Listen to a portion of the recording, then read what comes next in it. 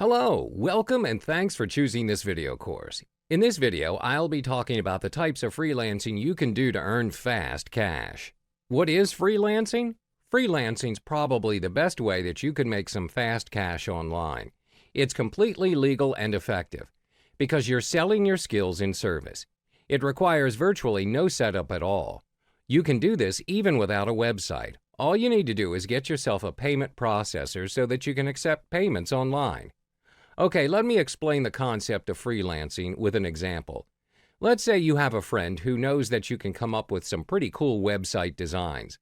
You've been doing this for a while, but you never thought of doing this for the purpose of making money. So your friend emails you one day and asks if you'd design a website for him. He says he wants to put up a site for doing comic book sales. Then he says the magic words, "I'll pay you." Now think about this. You don't have your own website advertising your service as a web designer. You've done no advertising. You've done nothing but respond to an email asking for your help.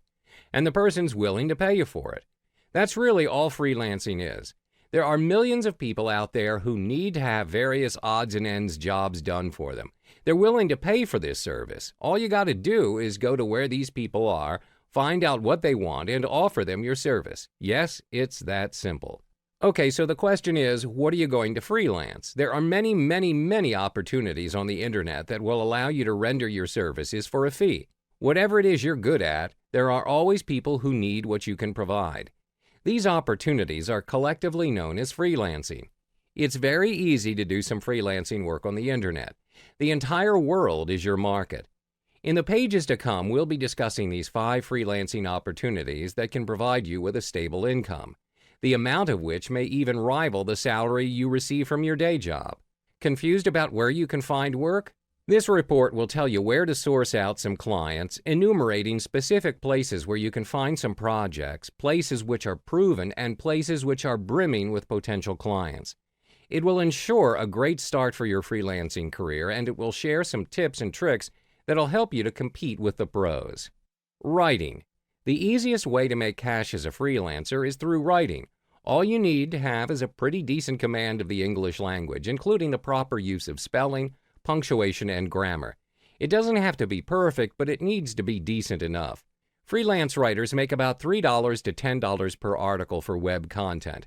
I know $3 probably doesn't sound like a lot of money, but with practice, you could easily produce a couple of articles per hour, which would earn you a minimum of $10 or more per hour. That's not bad at all, considering you can do it from home or anywhere at all, and you don't have to fill out a job application or sit through an interview.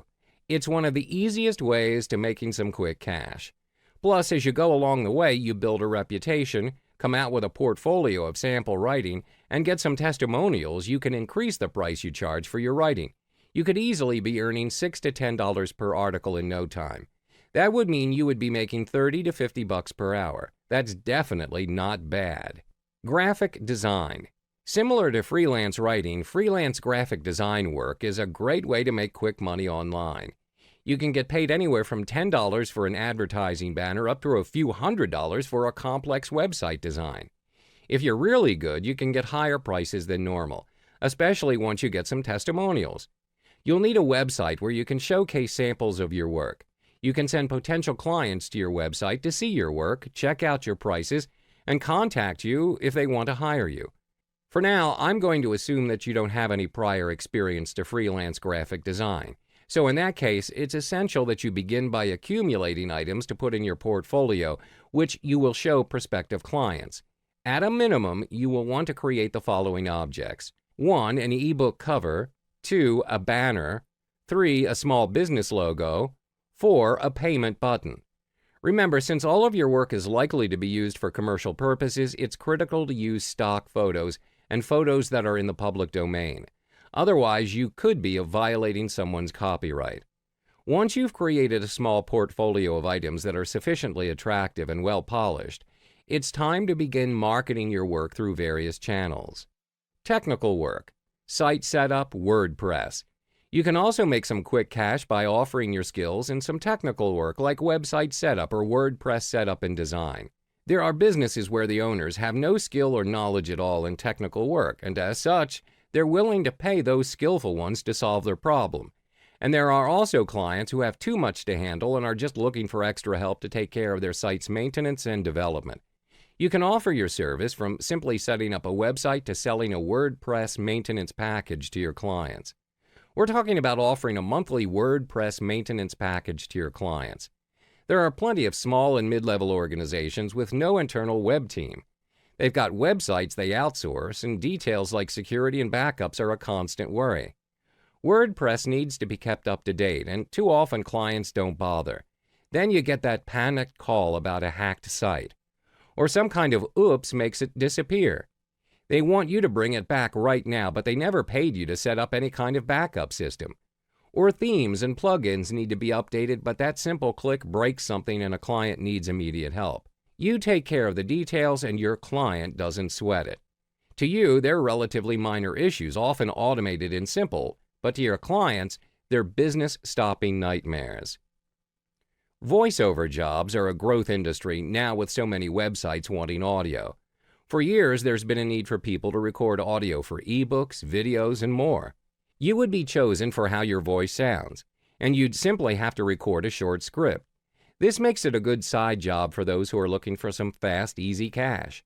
The recordings can be done at home easily enough, and you're literally paid just to speak. As a voiceover artist, you can literally pick and choose your own hours. When you accept a voiceover job, you commit to doing the work by a certain time and date. All you have to do is have the recordings back to the company by that time and date.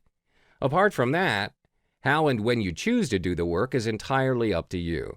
You can still work a day job and pick up voiceover freelance jobs to work on any other time. Getting paid for voiceover jobs can happen in a number of ways, but usually the money is simply deposited in your bank account and a set number of days after you've passed the recording over to the client. But usually, the money is simply deposited in your bank account a set number of days after you've passed the recording over to the client. If you have PayPal, then it's a very common way to be paid for any online work. So it's worthwhile setting yourself up with a PayPal account the soonest. There's no charge for a PayPal account. Virtual assistant.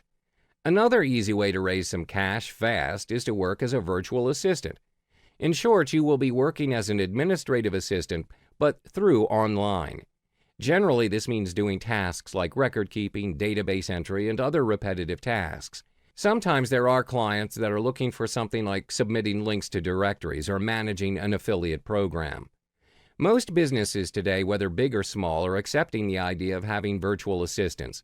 This lessens the workload on the company and is cheaper than having to create a whole department to take on the same tasks.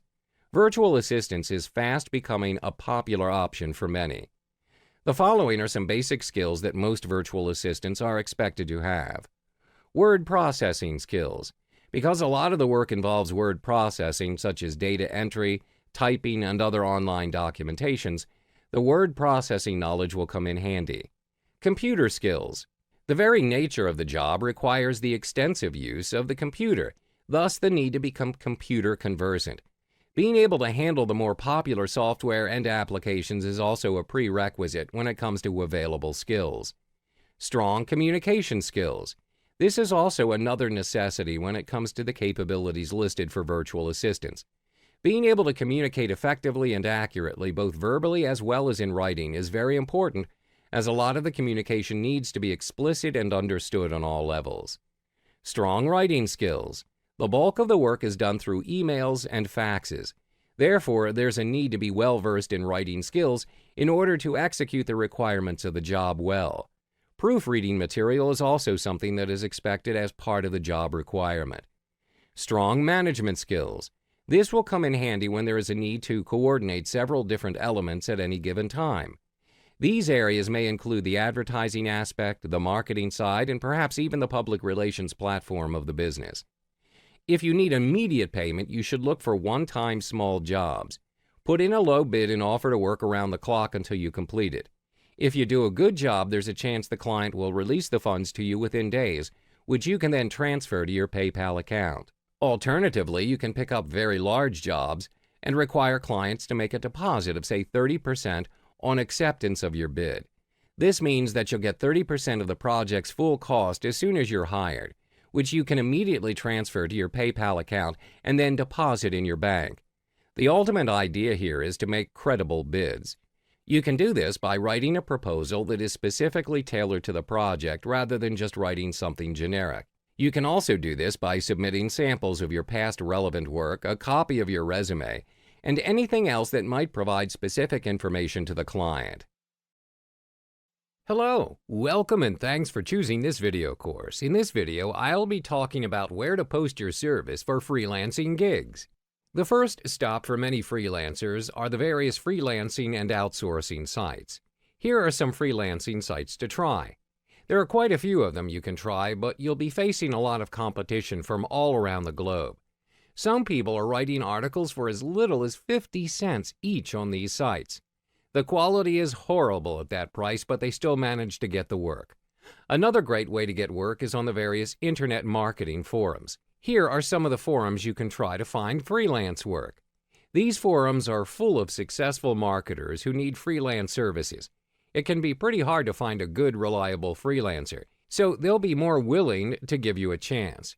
You can also get slightly better prices than you can on the freelance sites. Remember, don't go spamming these forums with offers. You'll need to follow their rules, and you may need to pay to post an ad to get business. But paying $10 or $20 is a drop in the bucket compared to the amount of money you can make from a single offer. But I'll be further explaining on two of the freelance sites specifically in this video course.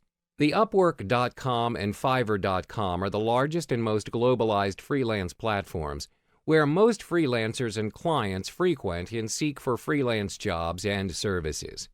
Upwork.com. Most freelance services like voiceover, graphic design, virtual assistant can be found on this site.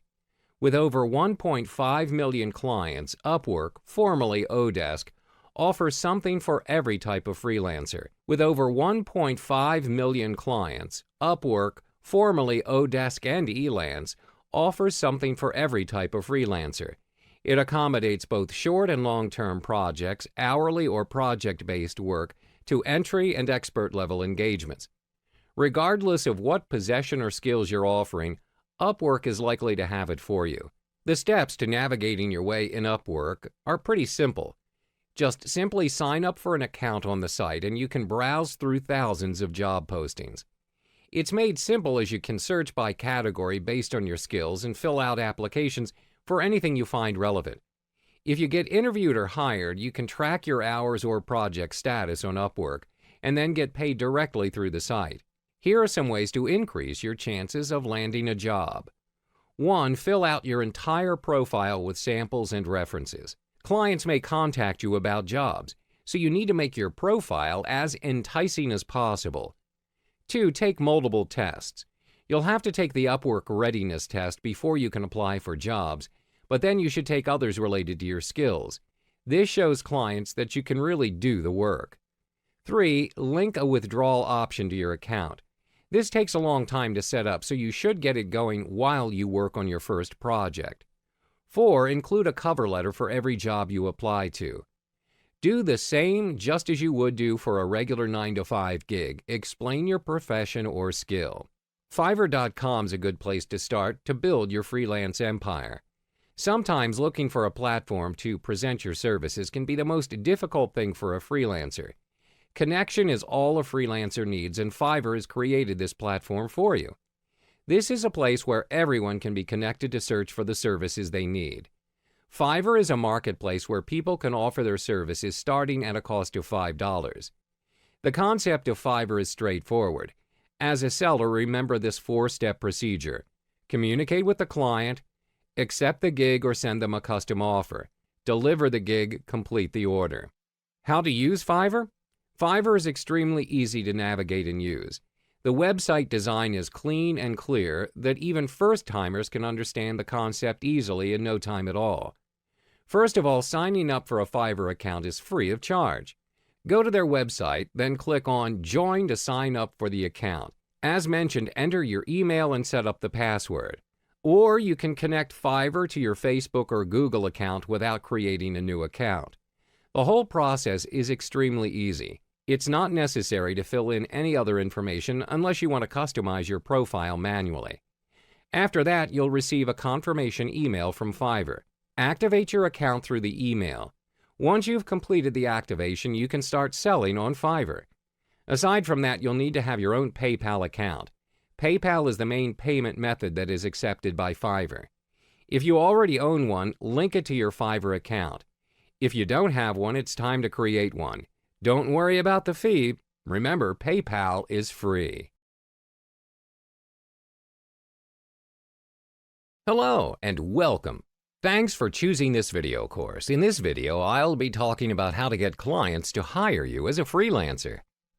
Now that you've locked down the types of jobs you can do and where to offer your skills as a freelancer, it's time to teach you how to get clients to hire you.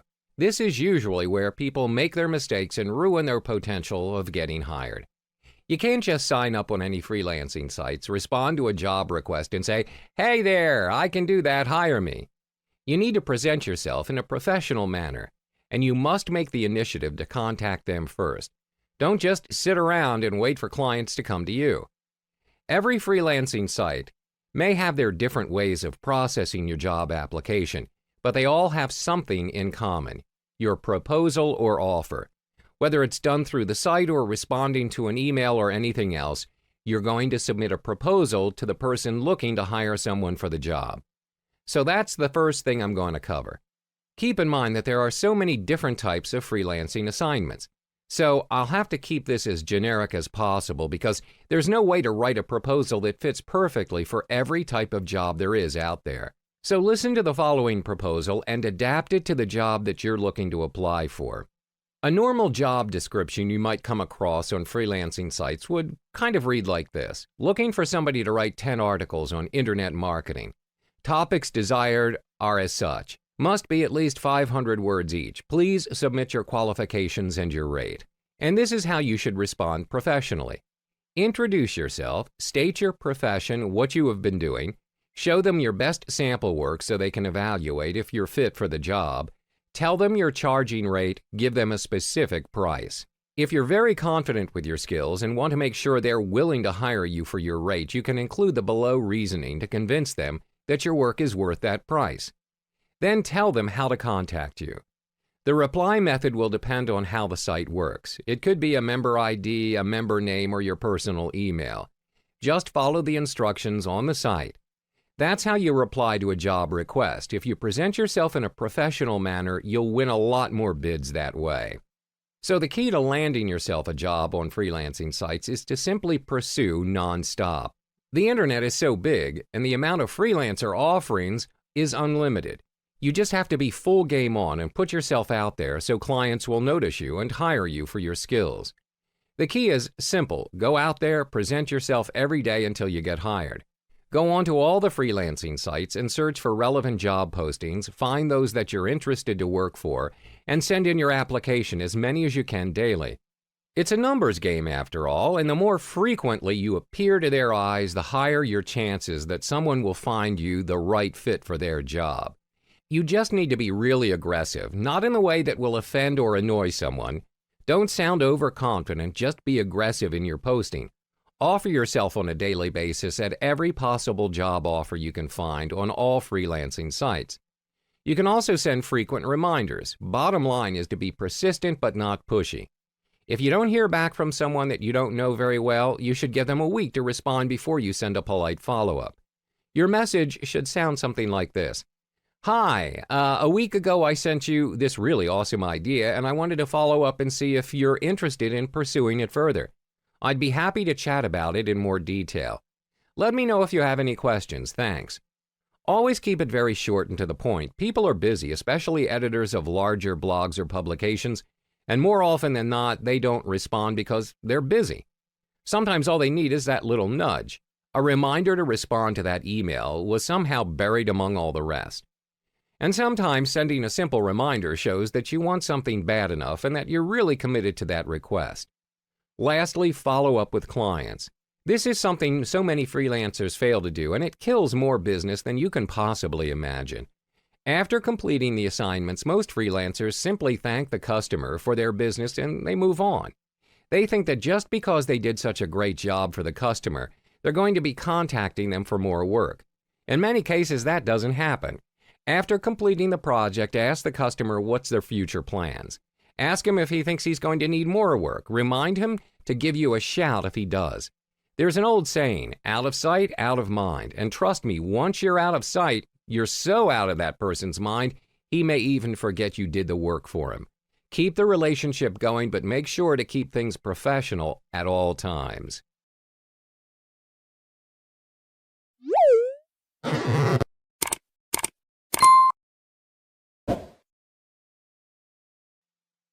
Hello, welcome and thank you for choosing this video course. In this video, I'm going to guide you step by step on how to set up your very own eBay account, as well as your eBay store. When it comes to setting up your very own eBay account, it's as easy as setting up your own social media account. Before we jump into setting up your eBay account, there are two types of accounts that you need to know of from the start, which is the personal account and the business account. There are two means to determine if you should go with a personal or business. If eBay is all new to you, start with a personal account first. If your business blooms, you can consider stepping up into the business account without any loss of previous transaction history. If you already have an established retail or online business, you can straight out go for the business account. That being said, if you start your very first online business and you've decided to opt for business account, make sure your business is set up legally. That means that you register your business name with your state and abide to the state's law regarding sales tax collection. Compared to business accounts, there are several advantages to it. If you have an established company, you can register using your company name, which would be displayed in all communication with your buyers, such as invoices and emails. If you're based in countries under the European Union, you can provide the value-added tax (VAT) percentage to buyers when you list up your item. Additionally, you can receive net invoices for the selling fees from eBay by providing eBay with VAT identification number. Other than that, there will be tax advantages, but it's best to check with your accountant or your legal advisor. You may still be asking yourself, should I still register as a business account? There are several simple factors to determine if setting up a business account is the right path for you. If your business model is based on what's listed below, it's a good thing for you to start up a business account so that you can sell items that you have bought to resell, sell items you've produced yourself, sell a large amount of items on a regular basis, sell new items that you bought but don't use personally, buy items for your business. Now, if you have determined which account to use, let's kick things off with your seller account. Please ensure your key information such as name, address, and phone are correct. Other than that, there are two aspects that you need to specify as well, which are selecting your automatic payment method for paying your seller fees and eBay money-back guarantee reimbursements. On the home page, there are links to sign in or register. Left-click on Register to begin setting up an account. This will take you to a screen where you're required to enter your personal information. You will be required to key in your email twice and a password. Once you've done that, you are required to key in your first and last name followed by your phone number depending on which country you're based in. Click to continue to head back to the home page, or you can customize your own username or choose from the names suggested below before you proceed to save. To sign up for a business account, click on the Business Account section below. You will be directed to this page where you're required to fill up your business information and business contact information. Next, we'll be entering the verification code shown above, which is a 6-digit number. Left-click the box icon beside I agree to the following to indicate that you have agreed to the user agreement and privacy policy before clicking continue. To change your account from personal to business, scroll to the top left bar and hover to pop up the Account section and select Account Settings. On the next page, click Edit to change the account type. Key in your business name and proceed to complete the process by clicking Change to Business Account. eBay offers 3 types of selling features for you to manage your sales, and they are accessible from your eBay account page. My eBay. My eBay helps you manage individual sales, and it's exceptionally useful for beginning sellers. The selling tool is practically free, and it's already a default tool under your eBay account at the Selling section. Selling Manager. Selling Manager helps you handle multiple sales in less time. Through this tool, you can manage listings, track sales, and perform common post-sales tasks such as handling feedback, email, payments, and shipping. There are no fees required, and you can subscribe to it for free. Selling Manager Pro. Selling Manager Pro handles a bigger volume of products and sales to save time, and it includes the entire feature from the default Selling Manager, plus the capability to automate common sales tasks, track inventory, as well as storing reusable listing templates. Upon subscribing to the feature, you will be given a free 30-day trial for first-time subscribers before a monthly subscription is charged for $15.99 to your eBay account and will appear on your monthly invoice. To fully utilize and manage your seller's account, it is best to change your default My eBay tool to the Selling Manager tool, as it helps you with streamlining and optimizing the way you can sell your items. To subscribe to the Selling Manager, scroll to the top left bar and hover to pop up the Account section and select Account Settings.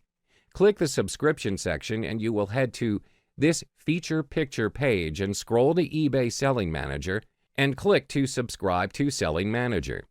This is the Selling Manager subscription page where you can choose your subscription level between the free version and the pro version.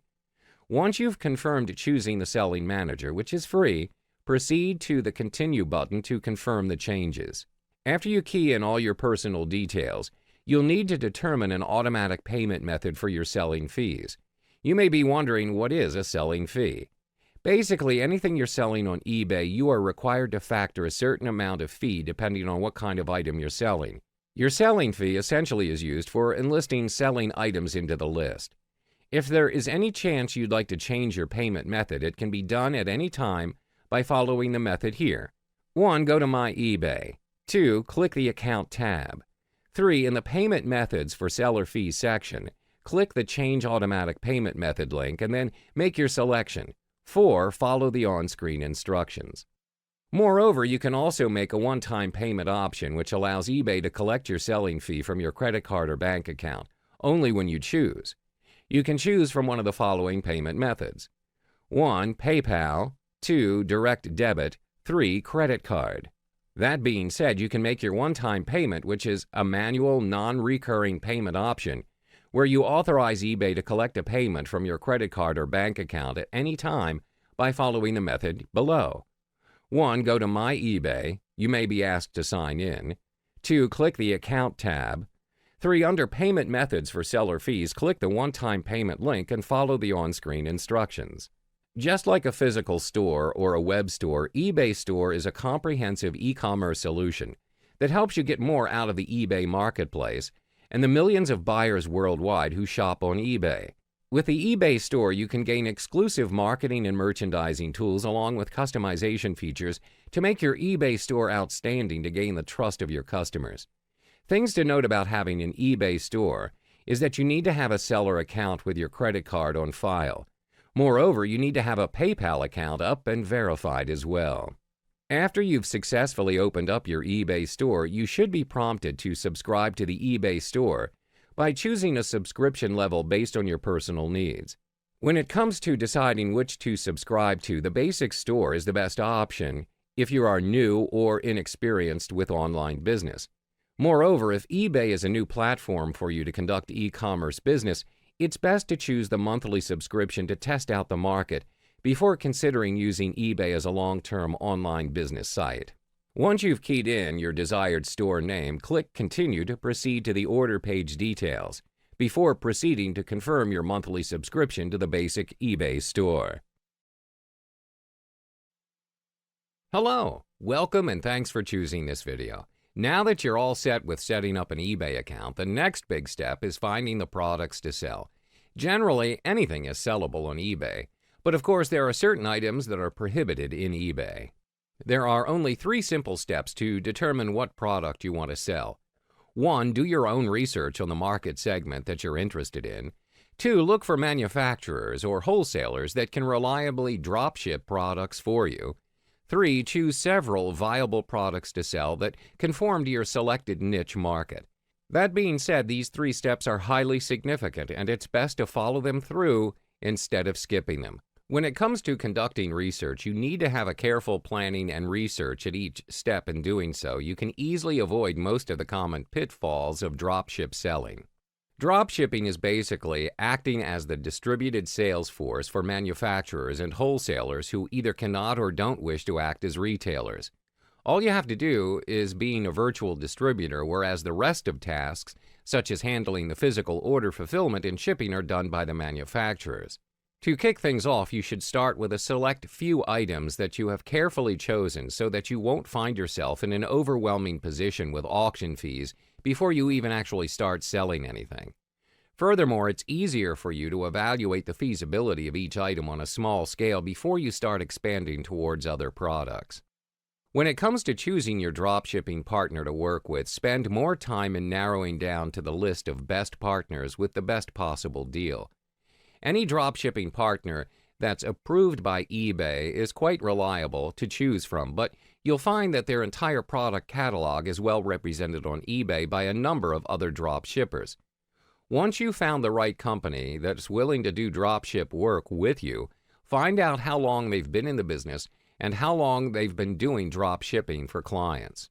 There are great deals to be had by buying products abroad, especially in countries in Asia, and having them shipped directly to your country. There are setbacks, of course, like dealing with foreign countries due to international shipping and custom regulations, but generally most eBay dropshippers suggested avoid using foreign suppliers entirely. The least you could do to offset your compromises is look for special deals with foreign partners, but limit the bulk of your goods to domestic wholesalers.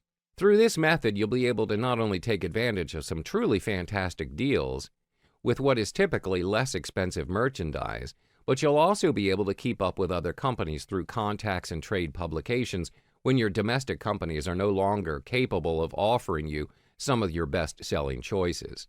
Basically, there are only two basic types of source for drop-shipped goods: manufacturers. Manufacturers are able to supply the same goods yearly at wholesale prices, but not as low as bulk pricing unless you convert your business model or sign a special contract if you find yourself with a good, reliable selling item that you're keen on continuing to carry. Closeout sellers and liquidators. For closeout sellers and liquidators, you may be able to get the best deal, but they're not renewable and they probably won't give you a very good deal at all. The quality of the items offered may not be up to par, and the chances are slim that you'll be able to send back defective or low-quality goods. In eBay, there are a variety of items that are available from the private sellers.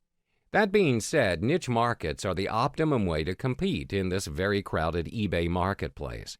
The best way to determine a niche is a product that is not widely available at your local retail store, including such online retailers as Amazon or Shopify.